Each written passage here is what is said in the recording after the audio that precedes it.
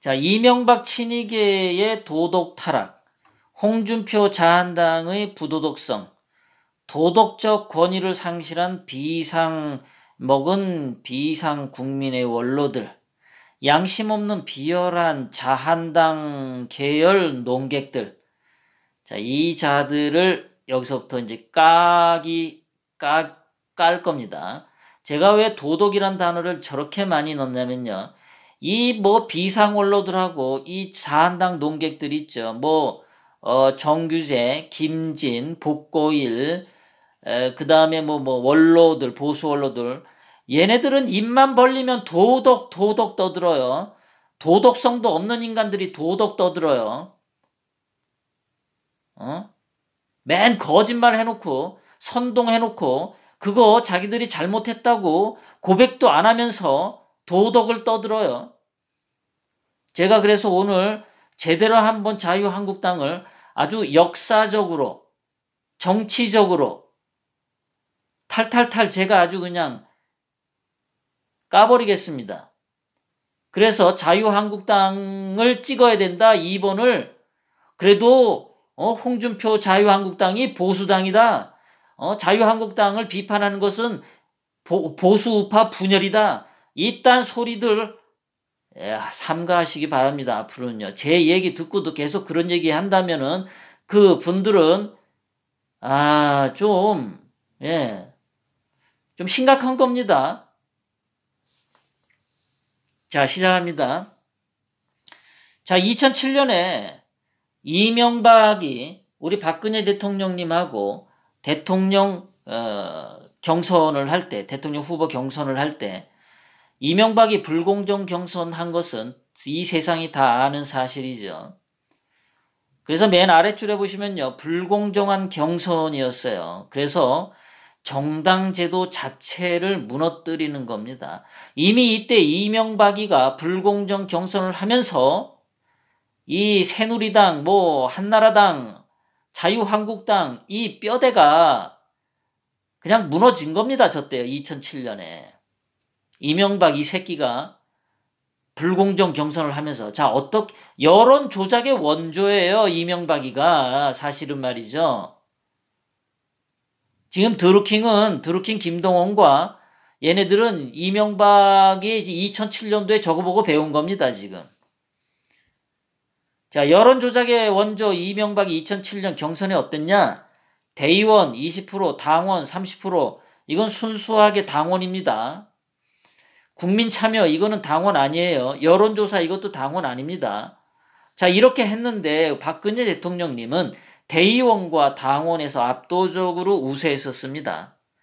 그런데 국민 참여가 있었고요. 여론조사가 있는데 여론조사 응답하는 한 사람에 대해서 표를 6개를 줬어요. 불공정 경선이죠. 그리고 저때 국민 참여하고 여론조사를 할 때 이 좌파들이 여론조사에 집중적으로 응답을 했겠죠.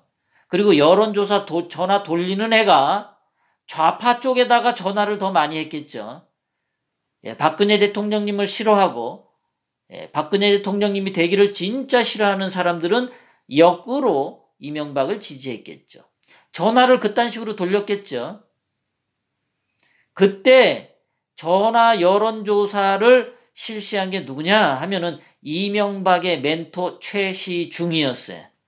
이 최시중은 그 당시 한국갤럽 회장이었어요. 동아일보 기자 출신이었고요. 이명박이 형 이상득과 동기 동창이었습니다.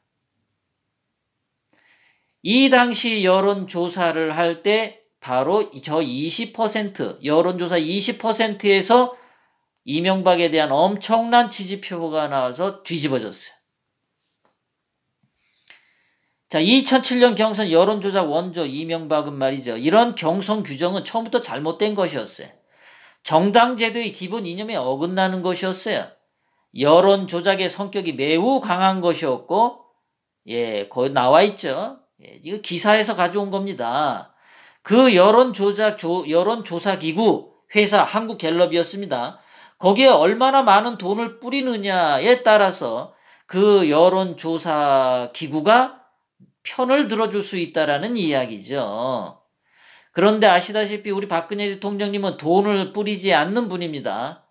이명박은 어떻습니까? 이명박은 돈 뿌리기를 좋아하죠.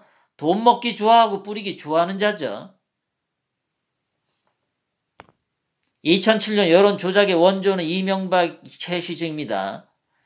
최시중 한국갤럽 회장의 역할로 승부가 뒤집혔다고 보는 것이 정설로 되어 있다. 이길 수 없는 게임을 이길 수 있게 만들어준 최시중 회장을 이명박은 평생의 은인으로 대우했다. 나중에 최시중은 감옥에 갑니다. 돈 받아 먹은 것 때문에 감옥에 갑니다. 2007년 이명박과 우리 박근혜 대통령님 간의 대통령 후보 경선은 여론 조작의 원조입니다. 이런 식으로 더럽게 대통령이 된 게 이명박이었습니다. 문재인의 스승뻘이 됩니다. 자, 그 다음에 이명박이가 2008년에 취임한 다음에, 취임 2년째가 아니라 취임하고 나서입니다. 취임하고 나서 친박 공천 학살을 합니다. 그러니까 박근혜 대통령님 계열의 국회의원들을 전부 공천 탈락시켜요. 친이계의 이명박 계열의 갑질, 불공정, 횡포를 자행했습니다. 여기까지만 봐도 말이죠, 여러분들. 누가 보수 분열을 항상 자행하나요?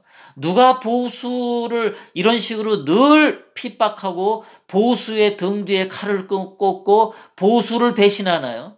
이명박이죠. 이명박은 정정당당하게 경선한 적이 없어요.